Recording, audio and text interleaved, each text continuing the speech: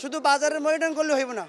Doctor ইউনূসের কাছে আমি আকুল আবেদন করতেছি, এটা যত প্রশাসন আছে এই প্রশাসন নিয়ে যাইতে হবে স্টোরে।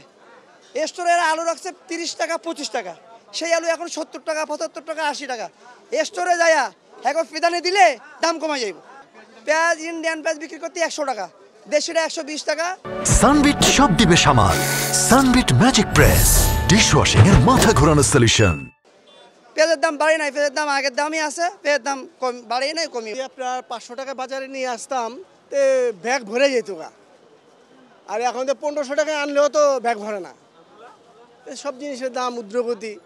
হ্যাঁ, আপনার গিয়া গত সপ্তাহ থেকে এই সপ্তাহ আবার জিনিসের দাম একটু কম। প্রত্যেকটা সবজি 20 টাকা 30 টাকা, প্রত্যেকটা সবজিতেই কম।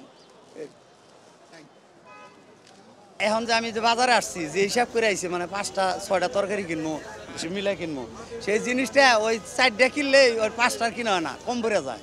বাজার দর একটু বেশি, সব জিনিস একটা আইডিয়া হিসাব করে আইছি, যে হিসাবে ওই হিসাব নাই। গত সপ্তাহে এই সপ্তাহে 1 কেজি মাছের 3 থেকে 400 টাকায় বেশি হয়েছে।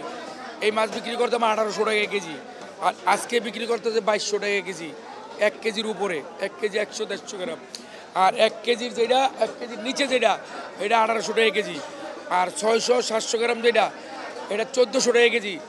আর 3 টাকা কেজি যেটা, এটা কেজি হলো আপনার 700 টাকা কেজি। মাছের আমদানি কম, মাছের আমদানি কম, চাঁদপুরে মাছ ধরা পড়তেছে কম, এই কারণে মাছের দাম বাড়তি। আমরা গায়ে রেটে কিনতে গেছি, আবার গায়ে রেটে বিক্রি করতেছি। গায়ে রেটের উপরে তো আমরা বিক্রি করতে পারি না। একটা তেল মনে করেন আমরা গায়ে রেট 818 টাকা 5 লিটার, ওই আমরা এখন 815-18 টাকা এরকম বেচতেছি। কেউ 10 টাকা বিক্রি করে।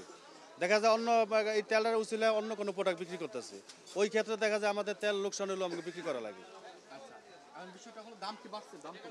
দাম তো কোনো বাড়ে নাই, কিন্তু এটা সংকট তো ডিলাররা দেখাইতেছে।